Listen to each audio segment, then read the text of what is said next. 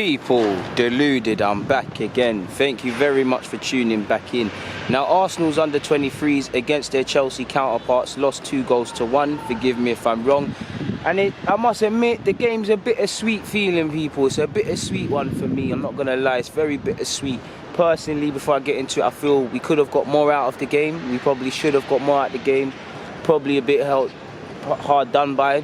Again, another lesson in terms of game management, a lesson in terms of concentration, because there was a lot of individual mistakes. Not to blame the keeper, Hakim, but he made a... I don't believe he was necessarily at fault for the first goal, because I will get onto it, but he could have done better for that. And yeah, we were shambles for both the goals we conceded, but there were some good moments. Like Balogun's finish from 25 yards. I don't know if he meant to cross it or shoot. Either way, that was a banger, people. But going into the game, obviously the big talking point is, one, Rob Holding's getting some minutes at first team, and that's at this level, because he's not getting at the first team, sorry. So that's another debate in itself. But Pablo Mari made his first appearance in an Arsenal shirt of some capacity, and to the travelling fans like myself to Bournemouth, you got to see him for the first time.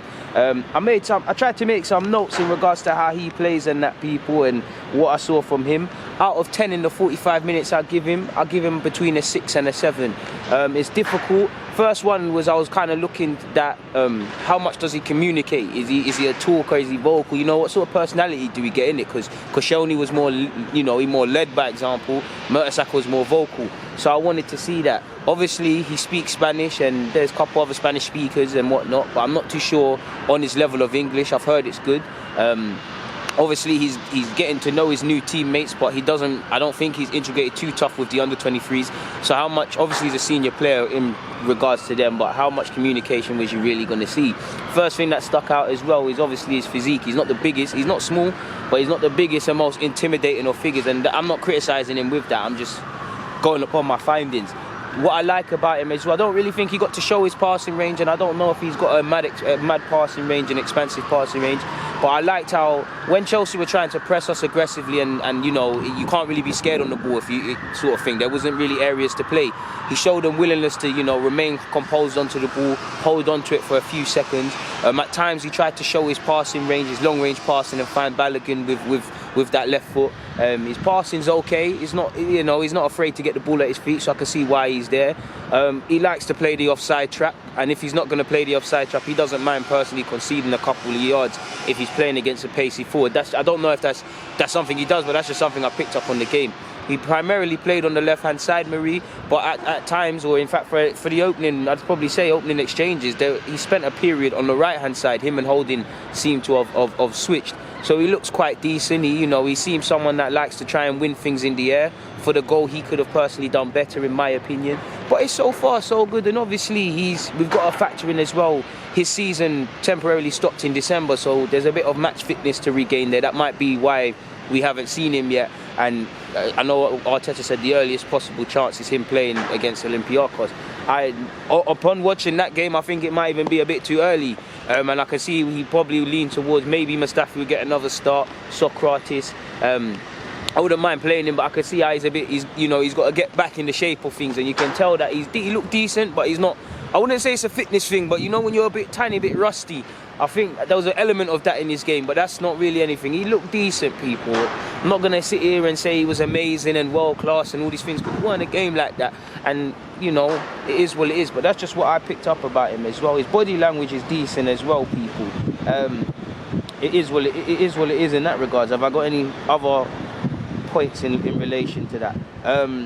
In relation to the goal, well, we'll get on to the goal, but in the early 15 minutes, obviously when you play this Chelsea team, Chelsea have got a good academy, players have progressed on to bigger things, they've got a good academy, they've got Billy Gilmore, who's essentially first team at Chelsea now playing, they've got, what's that guy in the middle as well, I forgot his name, made a video about him, Lewis Bay, John Yin's on the field, they've got Levy Colwell, and they've got Maidson at the back, they've got good technical based players and very aggressive in a positive way, and these are one of the only games, you don't know me, I think under 23's football is a graveyard, you can't really learn much, but these little games here is where you can learn something.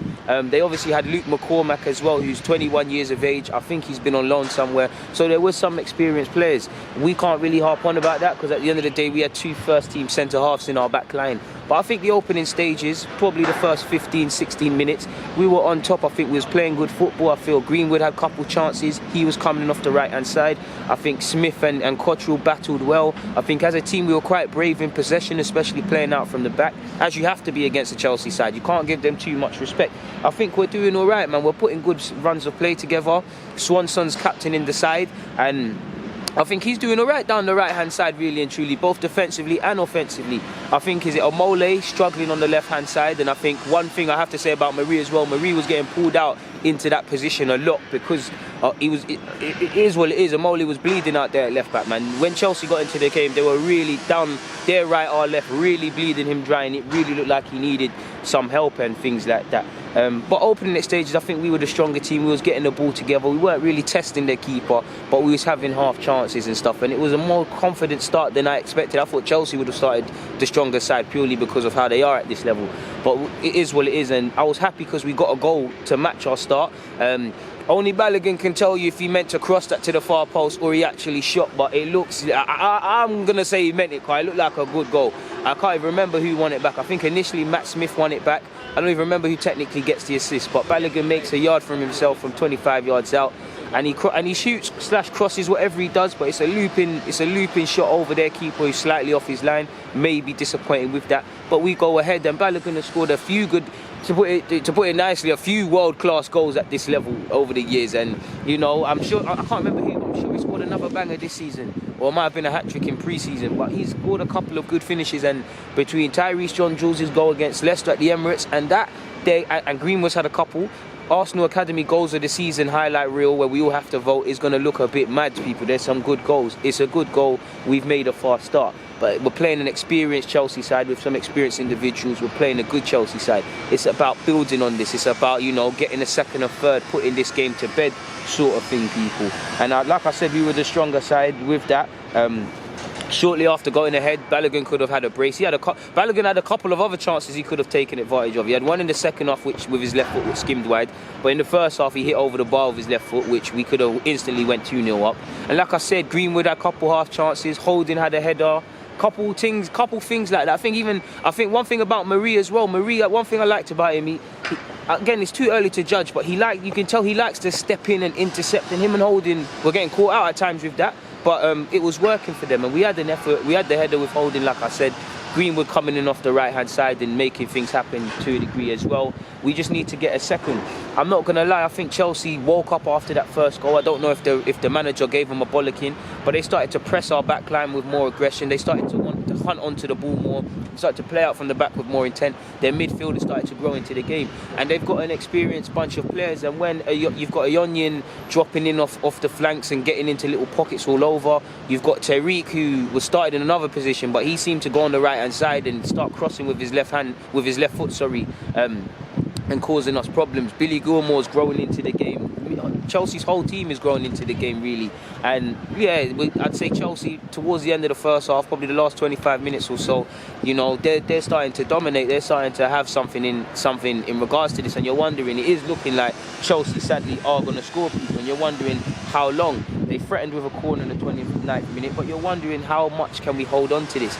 And they equalised via a set piece. Now, Hakim could have done better. He does make a mess of it, and it did appear that was zonal marking, but it's a thing where if I'm the keeper, people, let's just say this, I'm the keeper, this is the opposition striker. I hear that we're doing zonal marking. I think Mari's actually there as well as Holding and others. But their striker's on the keeper. No one's trying to move him off the keeper. He's got a free hit at our keeper. We're not protecting our keeper. The ball falls to him. He headers it home.